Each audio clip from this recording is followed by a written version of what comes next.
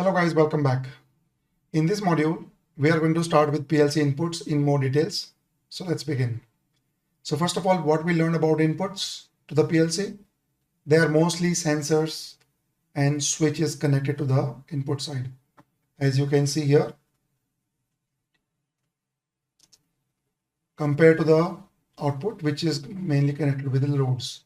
To every marine engineer out there, from junior engineer to chief engineer and electrical officer, we all know that earning respect on ship is very important. We all know fast promotions are very important, and we all know that इज्जत कमानी है, promotion चाहिए तो काम आना चाहिए, तो जूते पड़ते हैं, गालियां पड़ती हैं, and for that you need a good mentor. Sometimes we keep finding those mentors on board ship, अगर नहीं मिल रहे तो MNDFLIX है ना, Merchant Navy Decoded has launched a subscription model where you can find more than 30 plus courses with respect to your rank, helping you earn respect on ship. Please enroll on these free trial videos, watch these videos as per rank, and then decide whether you want to invest or not, with a very good flexible payment plan as well. Jai Hind, Jai Bharat, Jai Mother. So let's see, first of all, what are the different types of PLC inputs there are. There are two main categories. One is a digital inputs, which is also discrete or binary, and another being analog. So what exactly is the difference here?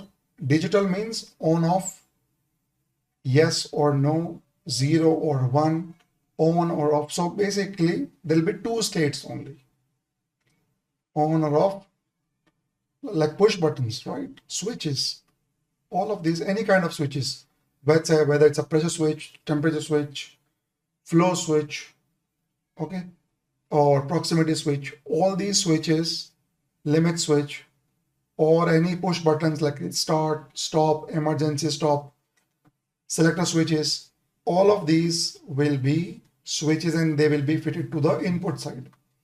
Yeah? So like this is a proximity switch, it's a selector switch, push button switch, maybe a limit switch or something like that. And here this is an encoder, which is also a binary value, zeros or ones. So even that is a kind of a sensor which tell me the position. So that is also a digital signal and going to the input side of the PLCs. So the states here will be 1 or 0, 1 or 0, like that, on or off. Now let's talk about the analog inputs. Now analog, as the name suggests, they are some continuous values. So for example, 4 to 20 milliamps, right? Or 0 to 24 volts, or 0 to 10 volts, or minus 10 to plus 10 volts, whatever. They basically tells the various states, not just two states, there could be infinite states actually. So here I'll give you some example, like temperature measurements. We are measuring temperatures using thermocouple or PT100. So those will be, and they're sensors. So those will be called analog, and they will be connected to the analog types input, which can input the analog signals like. So it could be a flow, level, position, which can tell precisely what position is that. So there be.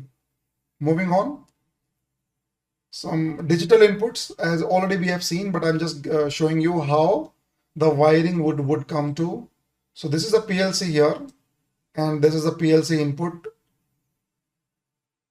And now you will see that the start button, it's like a switch, right? So how will it be? Like this, and then it's a push button like that.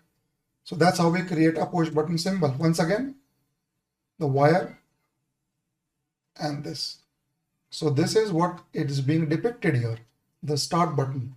So once the start button is pressed, the connection is made and the current moves further. So the current will move and the current will basically, it will go in here.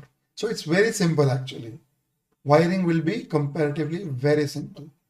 So this is the start button, then there will be stop button, then emergency stop, there will be toggle switch, selector switch, limit switch, proximity switch, like that. Okay, you say you can read that one here, all those things. Also, auxiliary contacts of an OCR, which is an overcurrent relay, or auxiliary contacts of a contactor or a relay, even they can be the input to the PLC. Let's say any contactor is triggered, which is running a motor. So how will a PLC come to know if the motor has started? So there is an auxiliary contact in the contactor of this motor, which basically feed in the value to the input to the PLC. Yeah. So the PLC will come to know that yes, motor has started. So it will initiate this next sequence, next logic. So that's how the inputs will be. Okay. So that's all for now. I'll see you in the next video.